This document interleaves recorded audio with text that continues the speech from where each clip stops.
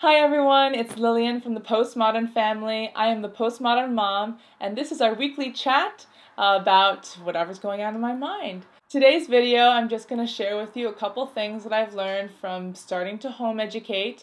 I think there's such a joy in keeping a good home, in watching your children grow up, in cooking and cleaning and supporting your husband.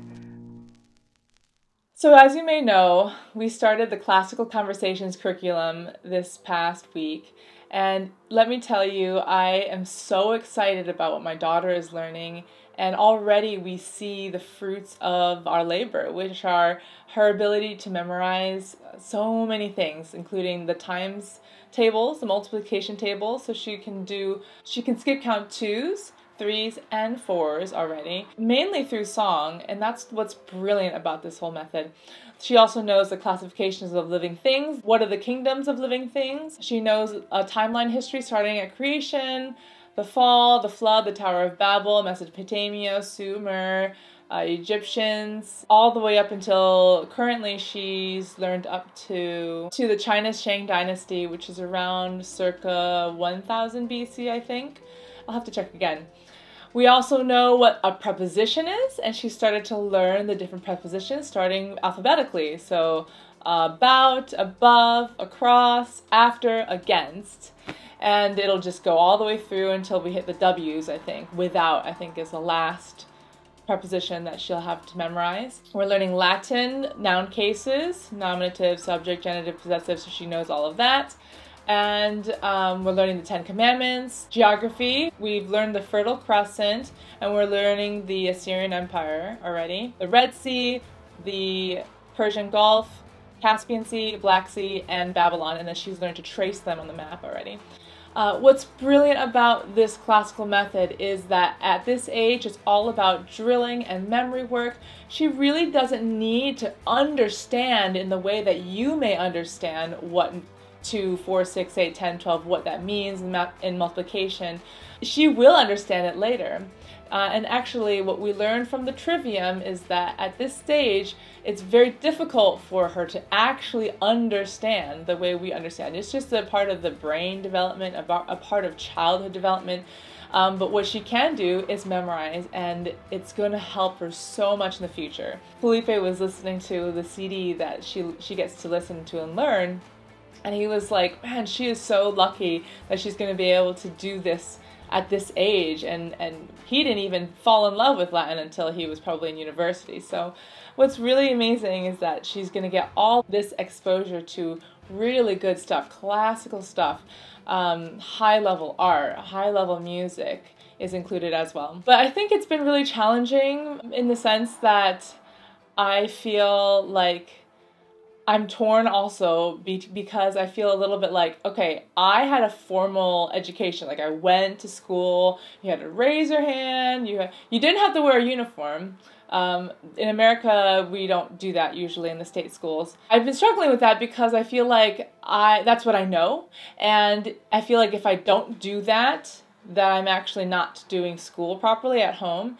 But that's, once again, I have to remind myself, it's not about school. It's not about replicating school at home. It's about education. It's about your child learning.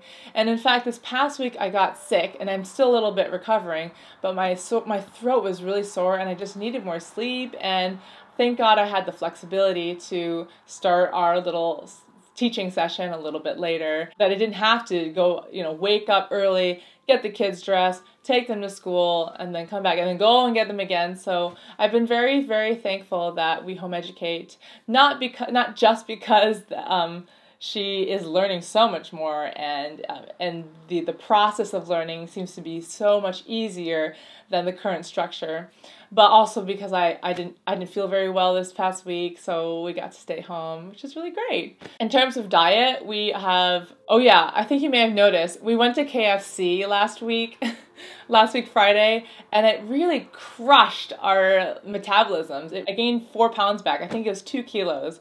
And Felipe says he thinks he gained 1 kilo back just from eating KFC once. So we're not going to do that again. And also I feel like it's been harder for me to get back on. I've been craving more of the sweets, even though we don't have very many. But I'm eating too much chocolate and too much fruit. And so I just need a little bit more encouragement. And of course, Felipe and I are still doing the keto diet. We have not gone and ate pasta or anything like that. I feel a little bit set back in terms of the keto diet. I just keep dreaming about these Nutella donuts that I see in Lidl. I just keep dreaming about them. Besides that, I've been listening to The Excellent Wife by Martha Peace. This book is like mind-blowing. It's just really, really humbling because she will point out exactly what is something you shouldn't do compared to what you should do. As a Christian, you would say this kind of behavior or thinking is sin, and this kind of behavior is the right way of thinking. And so she points these really good examples, specific examples out about how to be an excellent wife. And a lot of that is how to be supportive to your husband, how to be gracious, forgiving, kind, submissive. All of these trigger words for our feminists out there. But really, it creates a harmony in your marriage. And it's been a really good book, very good book. I would highly recommend it. I haven't started The Power of the Praying Wife yet because I'm still waiting on some friends to get their copies, and we're going to go through that together. And then I'm still doing the Mom Heart group, reading Sally Clarkson's The Life-Giving Parent. Yeah, besides that, that's all. I wanted to share with you, in case you have children, and in case you're home educating, or even if you're not home educating, if you are a Christian and you want to teach your child how to do the 10 Commandments, it's actually really easy using these hand signs that I actually learned from my old pastor in America. He has a classical school and a classical academy there. And he was teaching, every morning they have chapel and they go through and they learn the 10 Commandments. And so I wanted to share that with you today. Thou shalt, 1, have no other gods before me. 2, not make unto thee any graven image. 3, not take the name of the Lord thy God in vain. 4, remember the Sabbath day to keep it holy. 5, honor thy father and mother, that thy days may be long upon the land which the Lord thy God giveth thee. 6, so we're going to add this finger, thou shalt not murder. 7, not commit adultery. 8, not steal. 9, not bear false witness against thy neighbor. And 10, not covet. That's probably the favorite one for my daughter. All right, so that's it. Hopefully that makes sense, and hopefully that wasn't too long-winded. Thanks so much for watching this video. I hope you enjoyed it. I encourage you to subscribe to the Postmodern family if you're interested. I also have the Postmodern Mom playlist, which is just videos that I've done generally themed around being a traditional wife, traditional mother, motherhood, home education, natural birthing, crunchy ideas, natural living, food, keto diet, and more. I hope you guys have a great week, and I'll see you next week. Bye! I think there's such a joy in keeping a good home, in watching your children grow up, in cooking and cleaning and supporting your husband.